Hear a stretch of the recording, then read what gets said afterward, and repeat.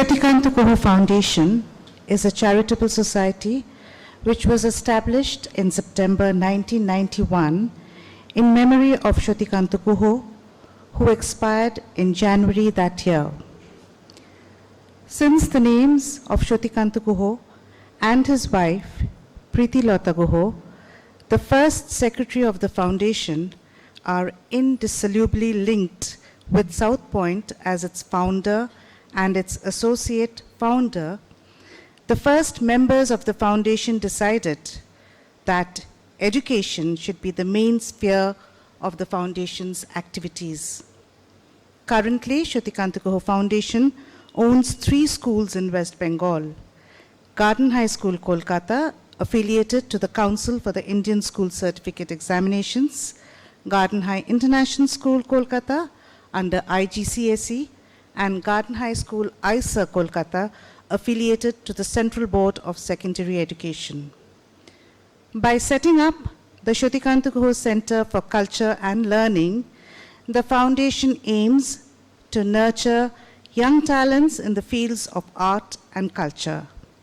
Shrutikanta Kuhu Center for Culture and Learning conducts a variety of short-term and long-term programs in communicative English, foreign languages, music, dance, drawing, painting, photography, short filmmaking, etc.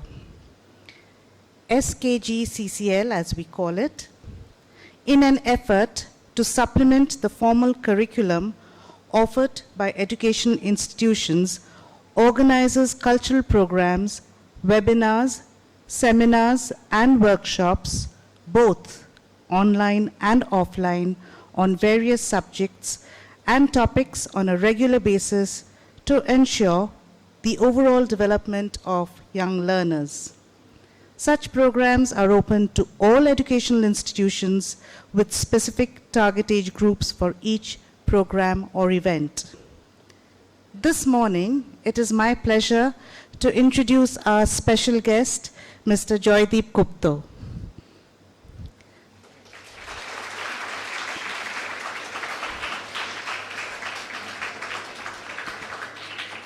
Mr. Joydeep Gupta is a seasoned IT professional with more than 25 years' experience of working in leading IT companies to advise businesses on their cloud migration strategies. Mr. Gupta, please come up. Please accept a token from SKG's CCL.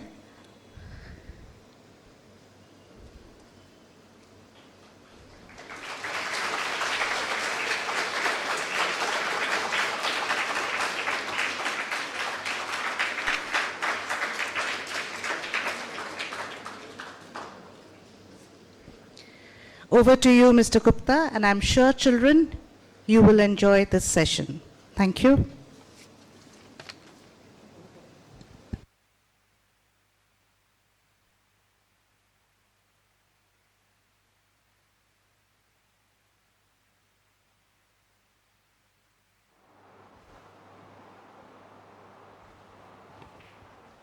A very good morning.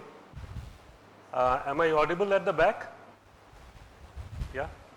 Okay. So, very good morning to all of you, and thank you very much, Principal Ma'am, Amitabh, my friend, and the respected teachers and students here, Garden High School, for giving me this opportunity to speak to you here about a subject on which I have been working for quite some time now. So, I'll just quickly start by asking you a small question. How many of you do you have computer applications as your, okay, I see quite a few hands raised, right? Okay, that's good. So maybe it will turn out that you will know, you will happen to know more than what I know, but let's see how it goes. So today I am going to talk to you about cloud computing. Okay. So cloud computing, how would you describe it? How would I describe it? See, coming from an enterprise, I will go about describing cloud computing, how enterprises or businesses take advantage of cloud computing and, what are the advantages they get out of these. But actually, if you look at, cloud computing is things, we use on our daily lives very regularly. So how many of you are into Instagram? Yeah. Very few hands. What about Facebook? Yeah? Facebook seems to have more popularity. Yeah? Okay. All right. So see these platforms, and also one thing you would have probably used during your pandemic times when the school was closed, right? So what platform did you use? Zoom, right? So Zoom, Google Classroom, right? You would have heard about your friends talking about Google Classroom, Microsoft Teams. There are multiple platforms like that, right? So these are examples of cloud. Okay, this is where, someone is providing you a service which is available somewhere in the cloud. You can access it through your computers, your desktop computers that you have at home, the laptops, or even the mobile phones, right? So think of cloud computing as a platform which is happening at the background, right? Somewhere which is really transparent to us. We don't really know what is happening there. We don't need to know either. We just use the services. Most of us would go along that route, and we will be, in different areas of professionalism. We will do our businesses. Some will do our businesses. Some will be in the field of education. They will all be using all these services that comes from cloud computing. But there will also be a few, probably some of those who raised your hands when I asked about computer applications as optional subject. Those will actually go into and see what is happening in the background and also make things happen for the people, for the rest of us. Okay, so without much ado, let me go into the next slide.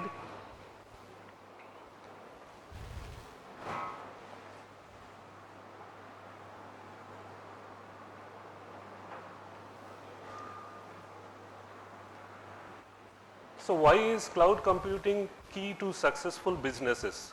So after coming here, I realized that probably the title is wrong. I should not just be, talking about successful businesses, successful schools as well, okay, right?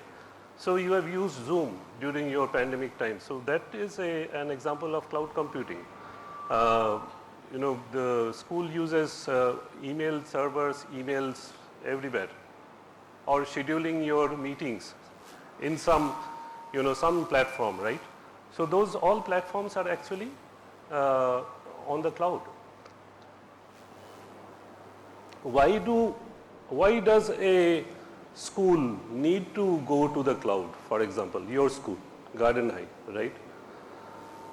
So for running Garden High, ma'am knows, and Amitabh knows also, that you have to have certain computer applications which need to run to make sure that am I echoing? Is it okay?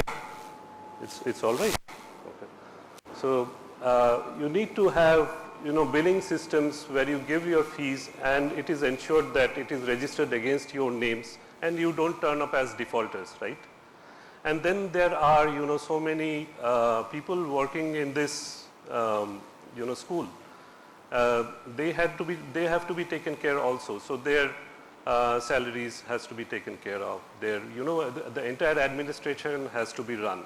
So what are the assets that belongs to the school? Whether those assets are actually properly maintained or not. So all those computer applications or all those things can actually be done through computer applications, right?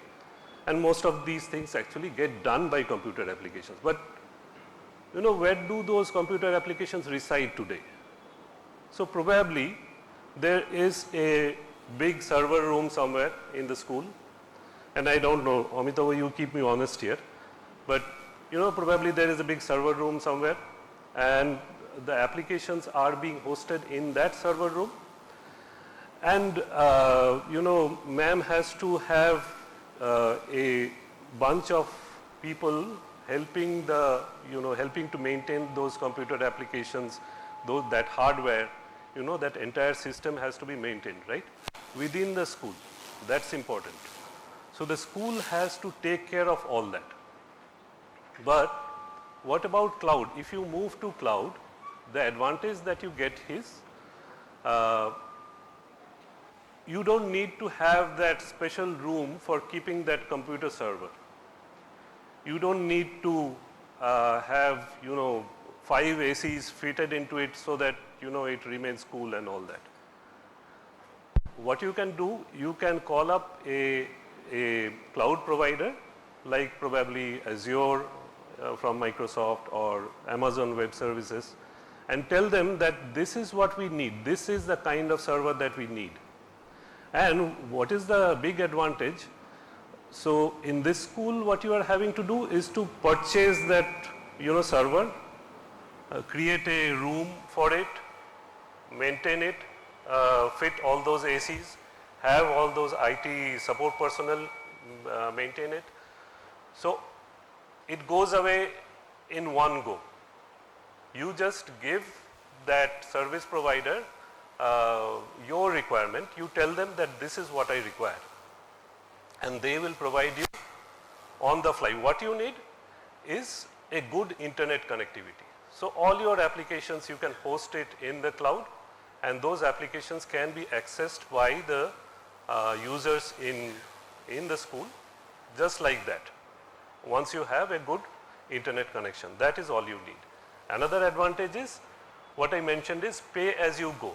So you are having to buy this computer and bring it here, create this room and keep it there, purchase all those ACs and fit it there. So it's a one-time investment, right? You can imagine. So all that goes away. So it becomes a pay as you go. So you tell the cloud service provider that there is this is what my requirement is, and I will pay by the drink. Meaning, I'll pay on a monthly basis, like a rental. So I am sort of renting this cloud service provider or this service from the cloud service provider. And I am paying the rent on a monthly basis. That is all I am doing. I don't have to maintain, I don't have to put up all those ACs, I don't have to put so many people to maintain the hardware, etc. So that is the main or the first advantage of cloud computing. What is the next one? So tomorrow, for example, your school is extending its campus and extending its curriculum into international board. Okay. So for that, again, you will need more hardware, more computer power, more applications to take care of the students and the administrators and the teachers in that facility, right? Then again, so what do? You bring another box, you create another building, you put more ACs, put more people to maintain.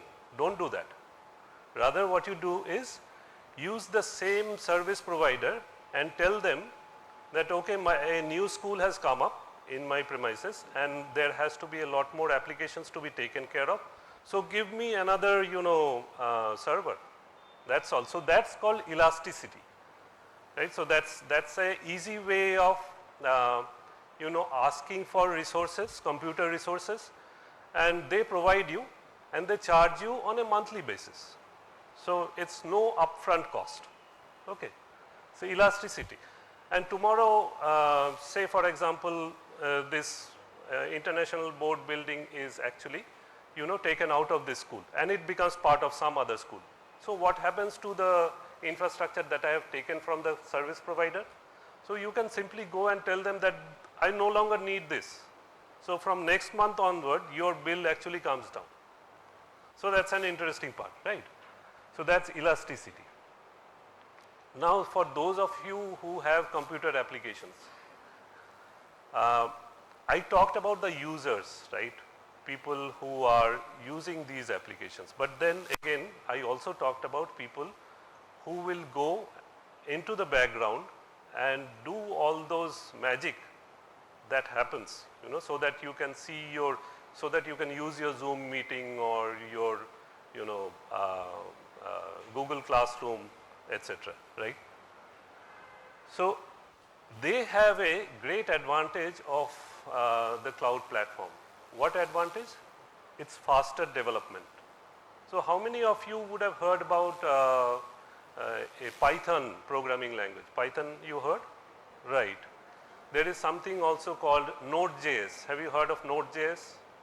Right, some of you also have heard about Node.js. So these are new computing platforms or languages or services which help you develop your applications faster. So how many of you would have noticed that you use mobile phones, right? So do you ever go to the Play Store and ever see how many applications are currently pending to be updated? You see, you notice that, yeah? Why does it happen? I mean, I can bet that if you go even after a couple of days, you will see that a list has piled up. So many applications to be updated. So how does it happen that they are churning out so many updates to applications at such a frequent interval? It is taking them practically no time. Why? How does it happen? So that is an advantage of cloud. So cloud computing helps you to do all these faster deployments, faster application updates at a very rapid pace. Okay, and that's what the that's what the users demand, right? So I mean, you would not like that your Facebook doesn't get updated, but your friends gets, right? So we need to be at par. So that's the one of the reasons. Faster development comes with quicker deployment, and what I talked about is deployments. But basically, underneath, people are also developing quite fast using the platforms or the languages that I just mentioned. Okay. You would have heard about terms like artificial intelligence, yeah? Artificial intelligence. Machine learning, yeah?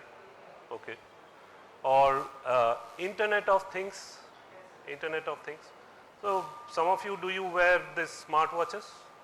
Or yeah, you do? So what is an example? I mean, what is it, an AI or ML or IoT? What is this? Can you tell me? Can anyone tell me? Huh? This would be an IoT. Great answer. So this is an IoT device, right? And these IoT devices actually, are fitted with a lot of sensors. And these sensors keep collecting data at every moment. So as I'm talking, as my heart is beating, it is collecting the data.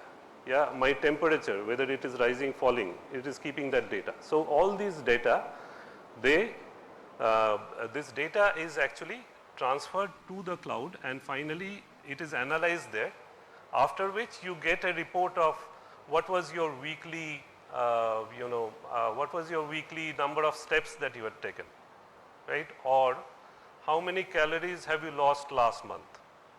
Or you may, things like that. So that's IoT.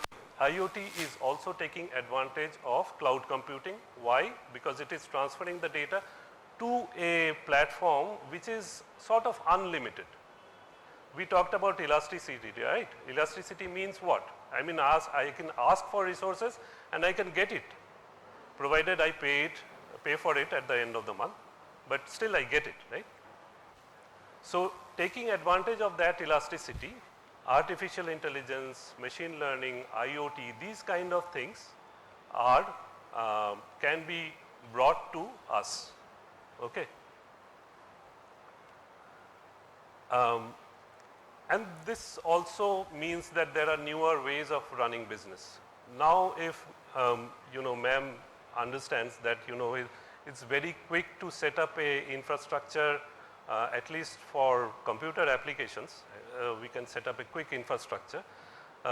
She would be eager to, grow her class, right? So it means that it is helping business, and it is helping business to reimagine the way they are going to do their business, okay? And then higher profit. Okay, so you all are students. Right now you are not thinking of profit, but in future some of you will be doing businesses and you will be thinking of profit. You will be investing in shares, you will be thinking of profit. But that is also one important aspect of cloud computing, okay?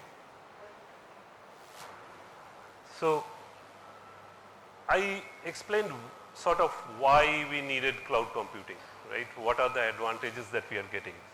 Now I am going to go into a little more depth. Maybe some of you who have computer applications already know this, but still it will be a sort of refresher for you. For others it will be a new learning, I am hoping. So you see, this is the cloud that I am drawing, and this is an infrastructure on the cloud. So what does this house kind of thing signify? That is called a data center. So you would hear this term off and on, data center, data center. So AWS has data center in Chennai, right? Azure has data center in Mumbai, etc. We don't have any in Calcutta, unfortunately, but yeah, we hope that sometime it will happen. So that's a data center, and these are these small boxes that I'm drawing here. You guys can see from here? Yeah. So these small boxes that I'm drawing here are the servers that are housed in that data center, and that entire configuration is called the cloud configuration. An enterprise, for example this school, is accessing all those computing resources over the internet, and we have our local desktops or laptops from whichever we are wanting to access, we can access. So this is the sort of architecture of the cloud, okay. There are different deployment models for cloud. So one is called public cloud. So what do you think public cloud could be? Any answer? Yeah? Yeah? Very good answer. Accessible for everyone. Any other answer? Okay, I'll give you the other thing as well. So it is accessible for everyone is right. Here, sorry, wrong button. So here what I have shown is one enterprise accessing this cloud. One enterprise. Say for example our Garden High School. Now this is the cloud where it has computing resources. It can give to other schools also. It can jolly well give that computing resources to other schools also. So if there was another enterprise here accessing the same cloud, say for example my daughter studies in Modern High School. So maybe Modern High School here, Garden High School here, right? They are accessing the same cloud resources. Then it is a public cloud. So that way, a single cloud resource is being shared by multiple enterprises. So that is called a public cloud. Okay. But you would be worried that, is Modern High School students or teachers or administrators, are they able to see Garden High data? No. There is security built in so that each enterprise can see their own data only. They cannot see other enterprises' data. Yeah? So that is public cloud. What is private cloud? Any answer, any guess? Yeah? Sorry?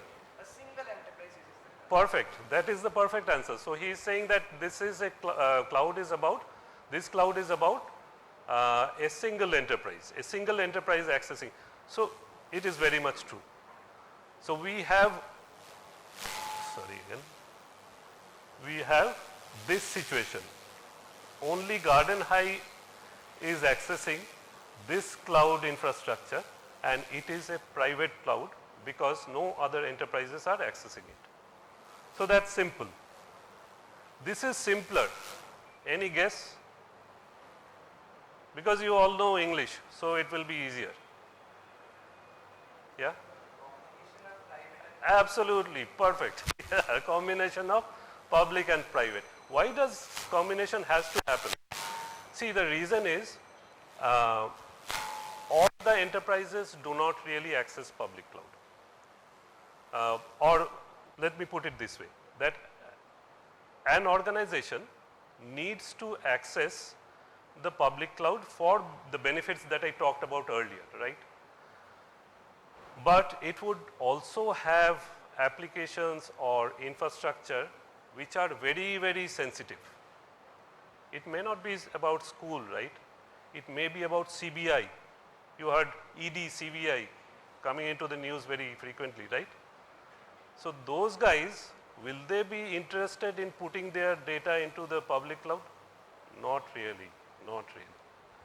Not the investigative data, but there would be other data, probably, how does ED is paying their employees.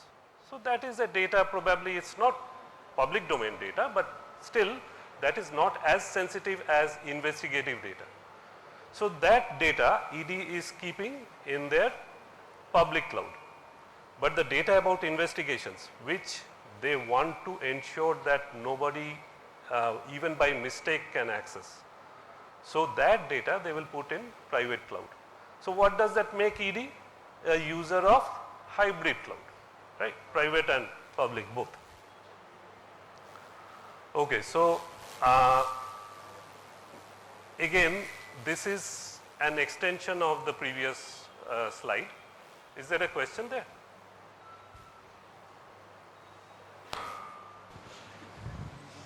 Speak. Yes, sir, I have a question. Yeah, sure. Sir, you just now mentioned that that Instagram, the service, it is actually a public cloud application, but it is actually a hybrid cloud. Like all the data of Instagram is not accessible by all its users. Like some sensitive data of Instagram, like its background application is security. It must be like it must be kept private with the employees. So it must be a hybrid cloud. Like why it cannot be? Why it should be public cloud? It must be a hybrid cloud application. Yeah, so Instagram is not a good example, okay. But yeah, you are quite correct. Every enterprise, the enterprise picture that I draw. So every enterprise will have a combination of private and public cloud. So there would be certain amount of data. So there would be certain amount of data that they can put in a public cloud, and there would still be certain amount of data which they can put in the private cloud. So sir, we can So it's a tell that combination, it's it's a a hybrid hybrid cloud application. Sorry? So we can tell that it is a hybrid cloud application. It's a hybrid cloud application. You can, any application, any enterprise, in today's, so this is, I am talking from my experience, okay? Because I am working with these enterprises regularly. So what I see is that they do keep certain amount of data in public cloud to take advantage of, it's pay as you go, and because the infrastructure is shared, the price is less, etc., so on and so forth. But there are also portions of data that they want to keep private. So therefore, they keep private cloud as well. So I have seen most of the enterprises that I have worked with during my tenure as a cloud strategy consultant, I have seen that, they use both kind of cloud. So hybrid cloud to your, okay. Does that answer your question? Yes, sir. Okay, thank you. Software as a service. So Google Classroom is a great example. Okay, Google Classroom is a great example of software as a service. The software has been made ready for you to be used. And how are you using it? You are actually, your teachers can put the assignments there. The classrooms, actually the virtual classrooms are happening through the Google Classroom. You can submit your assignments there, right? So that is a great example of a software as a service platform. And I'm trying to bring examples to you which are relevant for you, which I think you use in daily lives, or you have seen, or you have heard, etc. Right?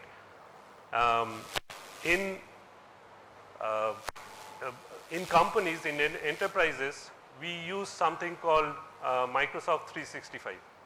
Right? Microsoft 365 helps us do all those, word processing, our PowerPoint processing. This PowerPoint has been created in Microsoft 365. Okay, so I am using that software. I am not having to purchase that software for myself.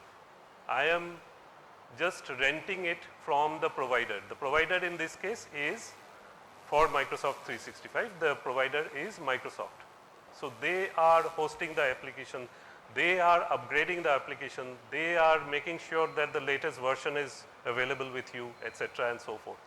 So entire thing, the hardware, the box on which Microsoft 365 is loaded, that box is taken care of by Microsoft. I don't need to worry about it. I am only worried about my subscription, right? I pay for that subscription at the end of the month. That's it. My responsibility is finished. I am only using it as I want. That's all. So that is software as a service. You have a question? Yeah.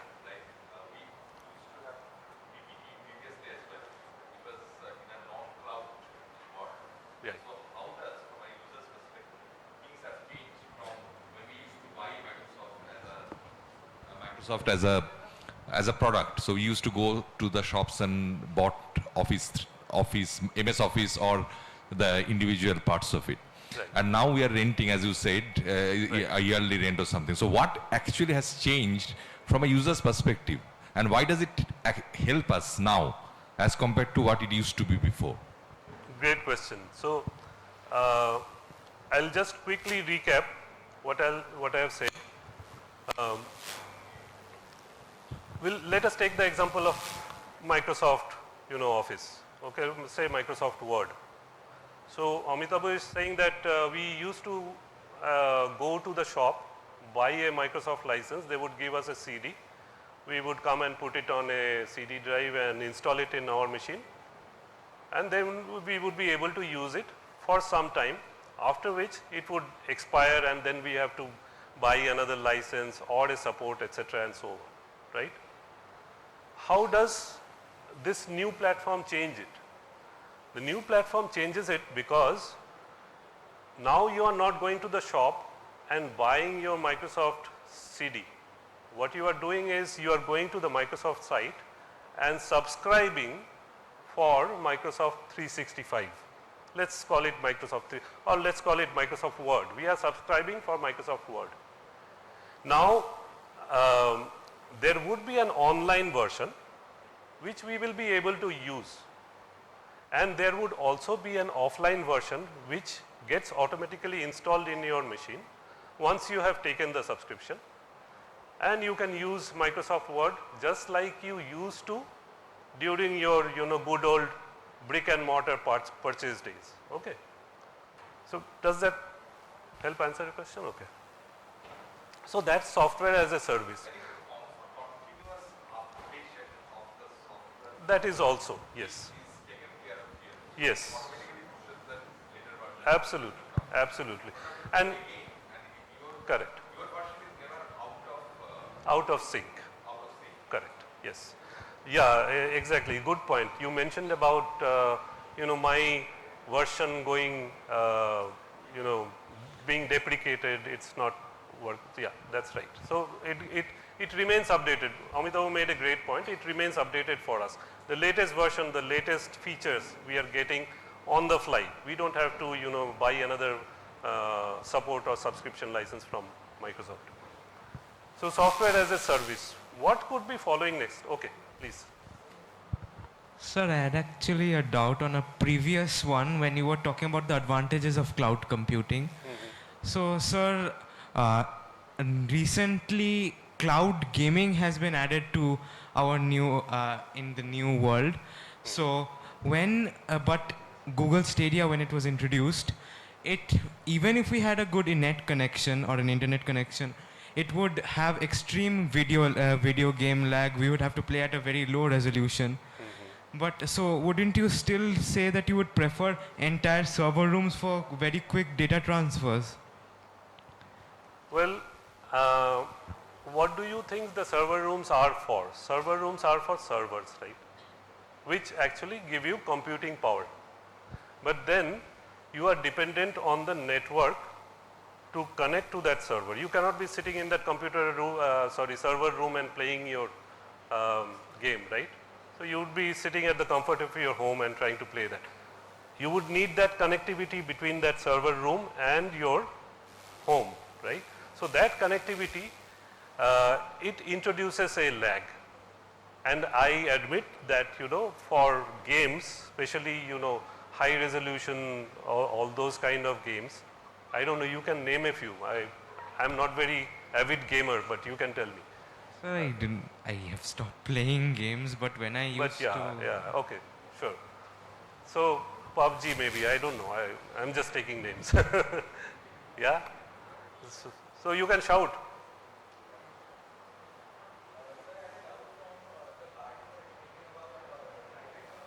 Just 1 second. So we will complete this answer and then come to you, okay? So that's what, I mean, there is this latency, we call it network latency. Okay, so this, this difference between the server and your room and the connectivity in between is not letting you play the game at the pace that you want.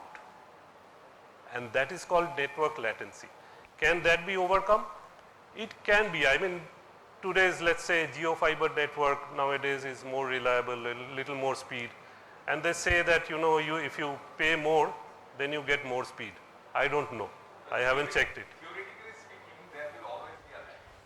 But that lag may be so small that we will not be able to perceive. But theoretically, there will always be a lag. That is one. Second is you probably have seen the Swiggy apps or Uber apps, right? The moment when the car arrives physically, in the app it doesn't show that it has arrived at the location, right? It shows probably a couple of seconds later. So that lag depends on your internet connection. That will remain. But as Sir is saying, if it becomes very fast, tomorrow you may not actually understand that there is a lag. But the lag, technically speaking, is still remain. Correct. Yeah. Thank you. You had a question there? Explaining about that cloud computing. So there you said about the private cloud and the Public cloud? public cloud, right? So sir, this Firebase database is an online application system. So sir, that we can classify as a public or a private cloud? So which database did you say? So Firebase database. Firebase database, okay.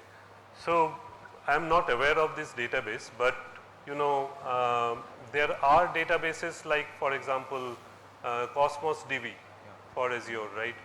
Which is a NoSQL DB, or SQL databases, which both Azure or AWS or even IBM Cloud hosts.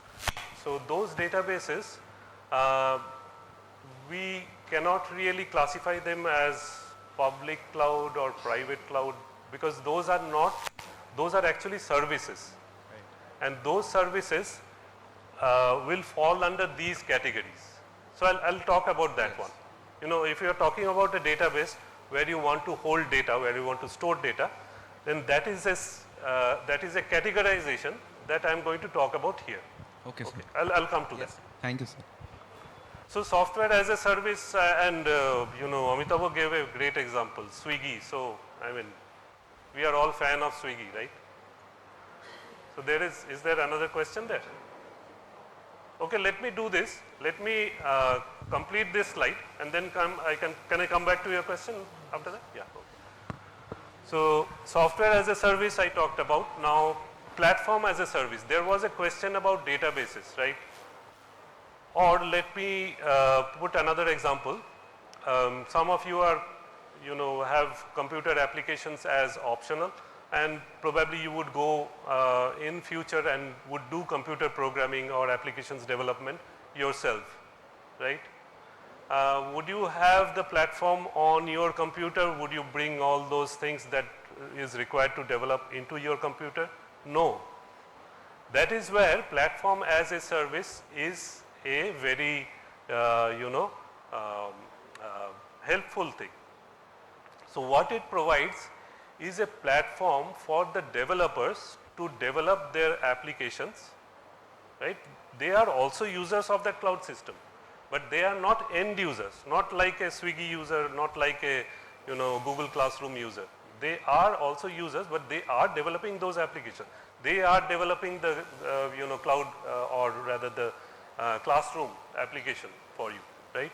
So those people actually take advantage of something called the platform as a service. For them, the, let's say, the Python application programming platform is already provided on the cloud. For them, the Node.js application development platform is already configured on the cloud. For them, the database that he was mentioning, right?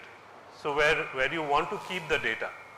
So application, there are different parts to an application, right? Application not only is code, but you want to capture people's information and then store it in the database, etc., right?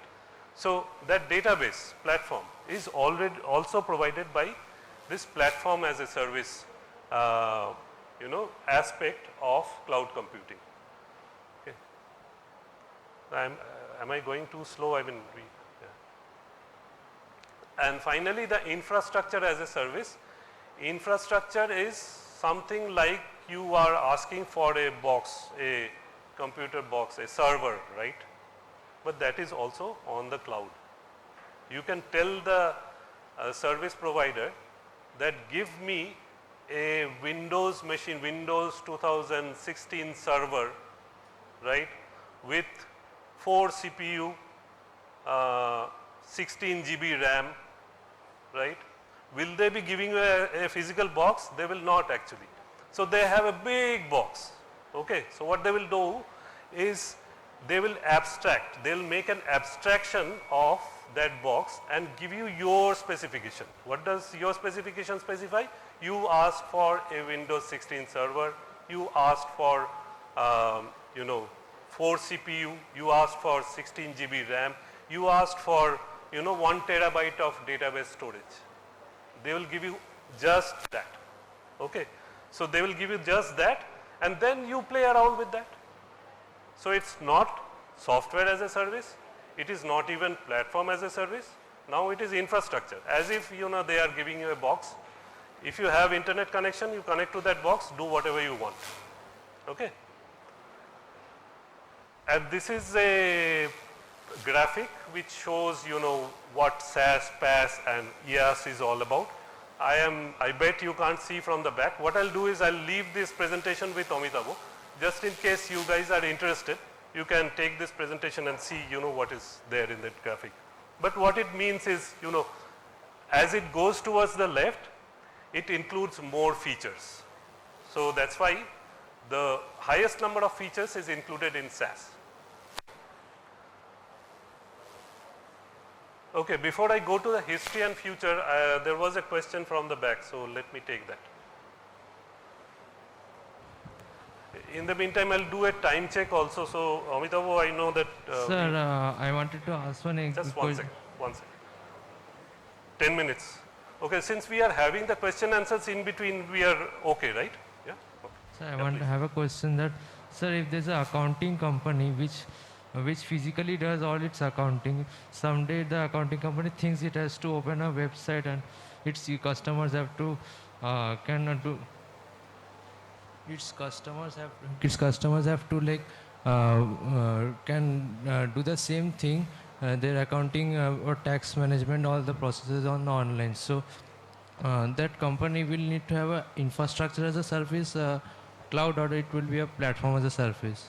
It will be software as a service. I would recommend, I am a cloud strategy consultant, okay, by profession.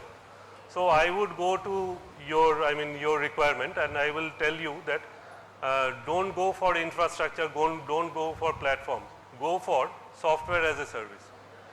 Take, subscription of something like, I'm not able to recollect any good accounting software as a service. But anyway, there are software like that, okay, which helps you do accounting.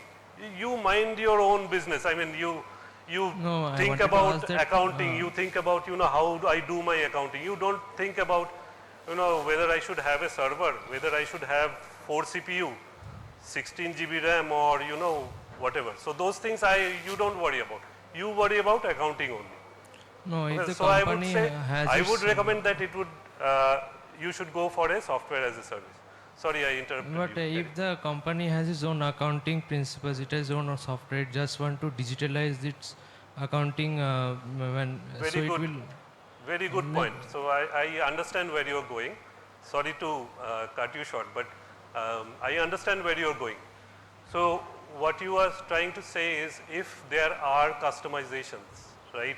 My company or your company does accounting in certain sort of way which is not provided by the software as a service. That's what you're saying, Yes, right? sir. So that's the beauty of software as a service solutions. So software as a service solutions helps you customize the solution for your own enterprise. So that's the beauty of it. Okay, so it may not be complete customization might not be possible, but they claim that at least 80% of your current requirements can be met with any software as a service solution. Okay, does that? Yes, sir. It's, Yeah. You'll have to say that you are satisfied, because there is no other option, right? But yeah, you can go to the internet and check up what is software as a service, and you can see that whatever I am saying is whatever is written there. Okay. So if there are no more questions, I'll proceed quickly. This is about, we are coming to the end of this talk or discussion.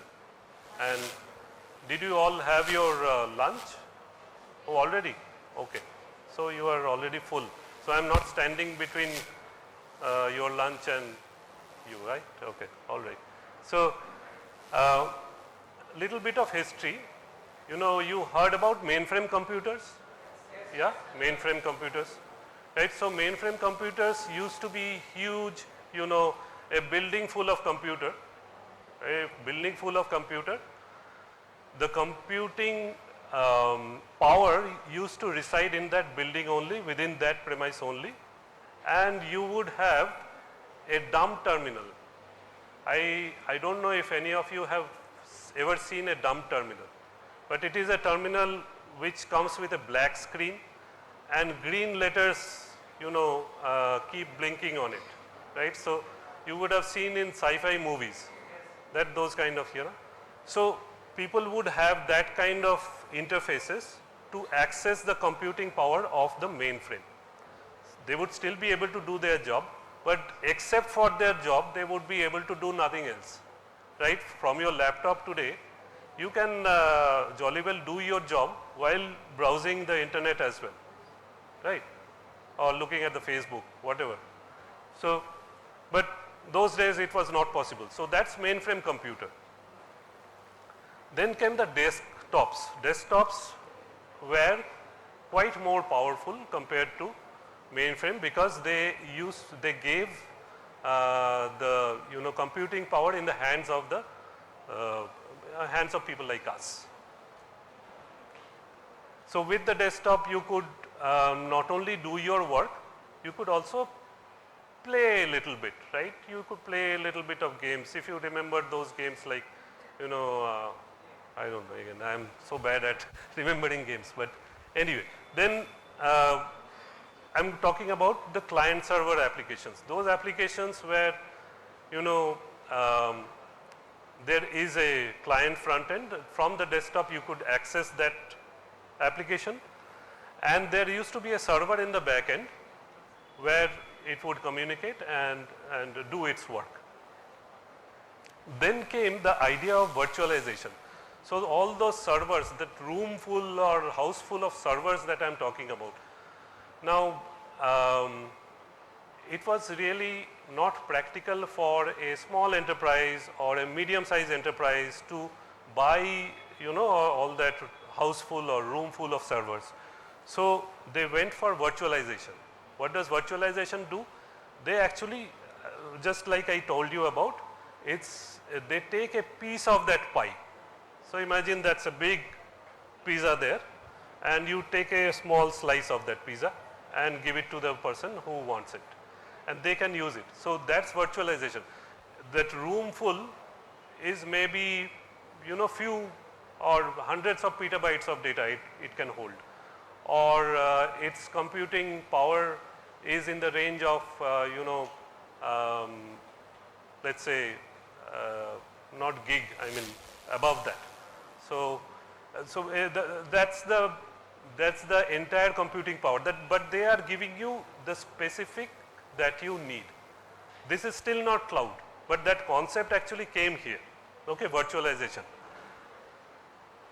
Nowadays, the cloud uses the power of virtualization to give you all those computing powers. Okay.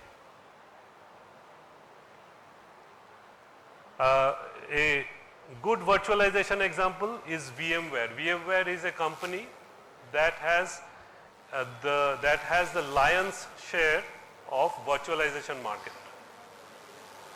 Then came the cloud, where people built data centers and then started giving away, subscriptions to people so that they can use.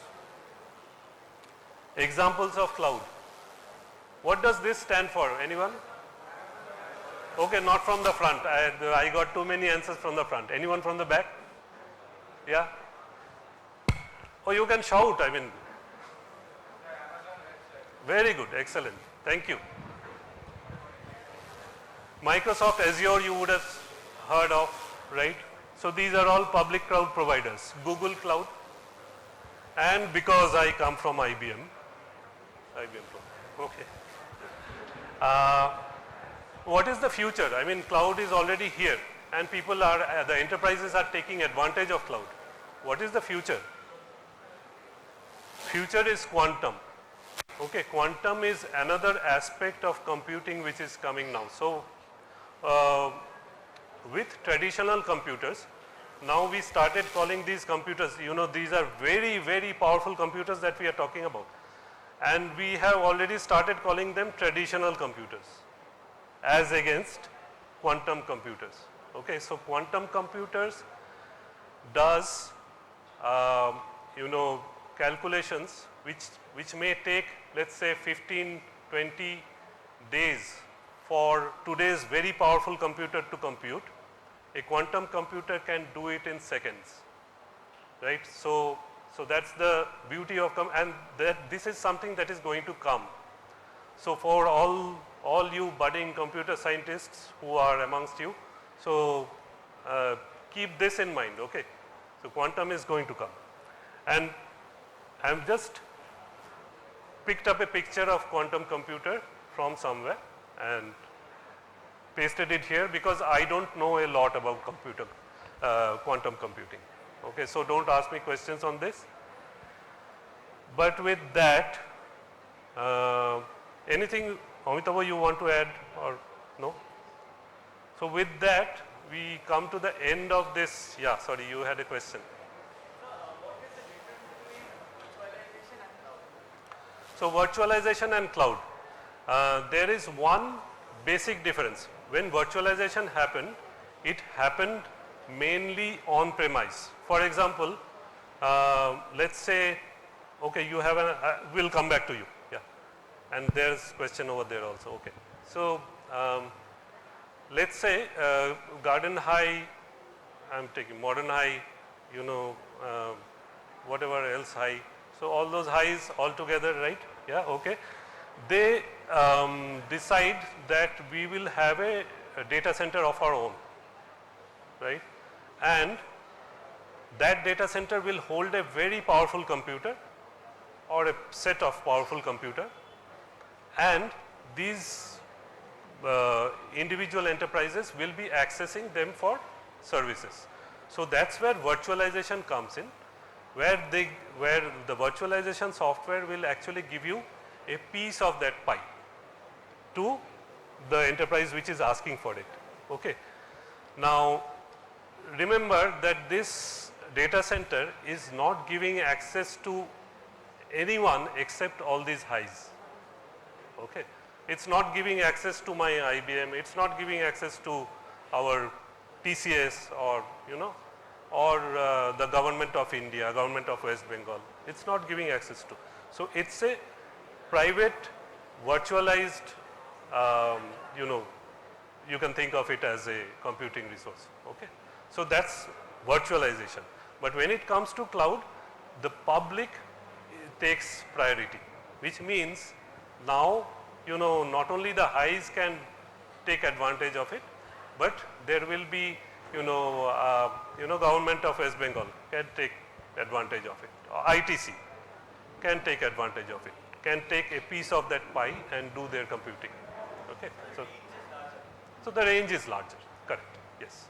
But basically if you go to a cloud provider like AWS, you will see that among the services, they call it services, you can subscribe to those services, right? And you will see that virtual machine is a service there. So you can ask for a virtual machine. You can ask for a virtual machine and the system will ask you that how many CPUs do you need, right? How many, what is the RAM that you need? How many GBs of RAM do you need? Or what is the disk size that you need? And then they will, so that is also virtualization happening, but within that cloud framework. Okay. So there was a question at the back. Sir, could you just explain the concept of this concept computing again, this quantum computing? Quantum computing, as I said, I haven't worked on it, so I don't, I can't talk with authority. But quantum computing is a change in paradigm for computing. Okay, traditional computers, what happens? You are actually limited by the number of electrons that can move, right? Yeah. It is as small and as minute as that, but this is still limited by the number of electrons that can move, per second or whatever. I mean, so there is a limit still, but quantum does not have that limit. Okay, it can go, faster than that, much faster than that. It doesn't depend on the movement of electrons. Sir, actually, I'm a commerce student, so I don't know much about this quantum thing. So that's why I just asked again. So I'll try. What I'll do is I'll leave some, pointers with Amitavo. So Amitavo, you can share with the team, right? So yeah. Thank you, sir. Yeah.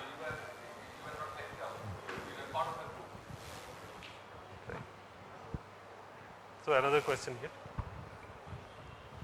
And was there a question from this side also? Yeah. Just 1 second. Yeah. So when it comes to cloud computing, in terms of memory, we can see, like for example, we can take YouTube. So that is a cloud. So in that case, how does the memory does not run out in these clouds? How does the memory? So I'll repeat his question. Okay. So what he's saying is, for example, YouTube, right? YouTube. So many people are watching at the same time. How does it happen that the memory does not run out? Very good question. That is one big advantage of cloud computing. So I talked about, let me go back to that. Sorry, I'm having to do many more clicks, but yeah. Yeah, see this term here,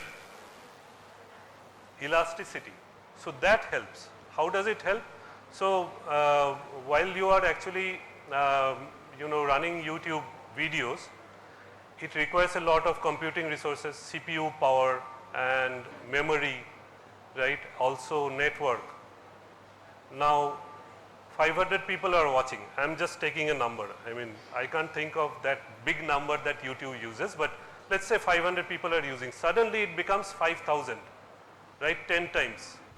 what happens is that elasticity of the cloud helps you to increase your memory, increase your CPU, increase your network bandwidth on the fly.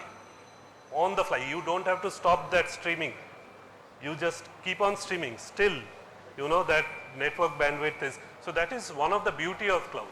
It can do all this juggling on the fly. Okay. So Sir, you told us about the benefits of cloud computing, but like I want to know more about the drawbacks. Like, how can cloud computing compete against the drawbacks and progress against these drawbacks? I have heard that compression could be another way, so that when something is being compressed and sent through the cloud to another to the user who's demanding the file or video or application, the method of compression is used so to reduce the size of the file and then expand it again. yeah. So like, what are the other methods like compression, like if we improving the efficiency of compression that can be used? Yeah, so this is another area of, I would say this would expand into another area of computing where we are talking about encryption or compression, different techniques of compression, right? But where would cloud play is, now compression techniques are becoming more and more advanced by the day, and as you advance more, you require more computing power. You cannot do a very advanced, compression algorithm using your small desktop or your laptop. You can't do. You need much larger server power. So where do you get that server power from? That is the question. And that's where cloud computing comes in, right? Another example is that artificial intelligence or ML that I was talking about, right? So machine learning, artificial intelligence, all those things. So have you guys ever tried this thing? I think people are getting impatient, so yeah. Okay, maybe this is last question, is that, or you have another, there is another question over.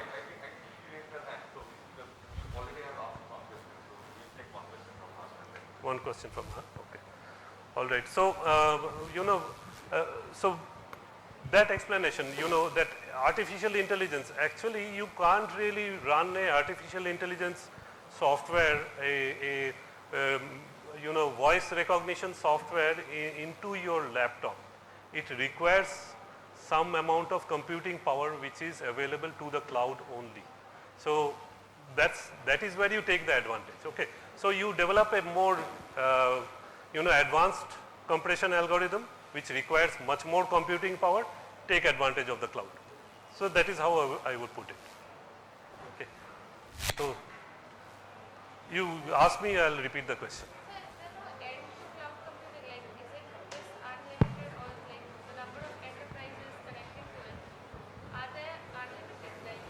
Yeah, very good question. So she's asking whether the cloud computing resources are unlimited or not.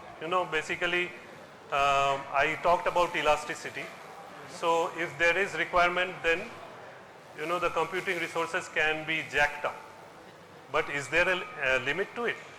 Of course there is, but from a enterprise point of view, from a user point of view, you can think of it as limitless, because these cloud providers do have sufficient backup as well, redundancy as well. So they are not giving the entire computing power to the people. So they have some reserve instances as well, which they will give if you still require some. So there is always a physical limitation. Sorry, you want to add? See, the one thing Sit, that you will see that when he was explaining all of these, there are two things which are happening all through the history. the sizes of devices and everything is coming down, right? And the speed is going up. So these two in unison is making what he's saying as limitless, right? Because the physical space is limited on Earth. So unless you make everything smaller and smaller, it is not possible. So in one way, science and technology is moving towards making everything smaller, and at the same time, making the speed faster. So I think these two will continue. Even in quantum, it is mainly this thing, that it is making the things faster by using a different concept altogether. I think we will close because we are done. Thank you, Joydeep, for coming and sharing your.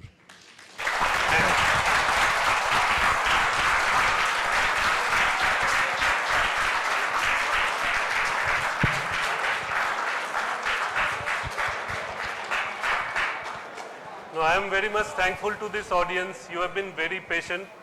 Given your age and your, I have a daughter of your age, okay? So I know, what might be going on in your minds.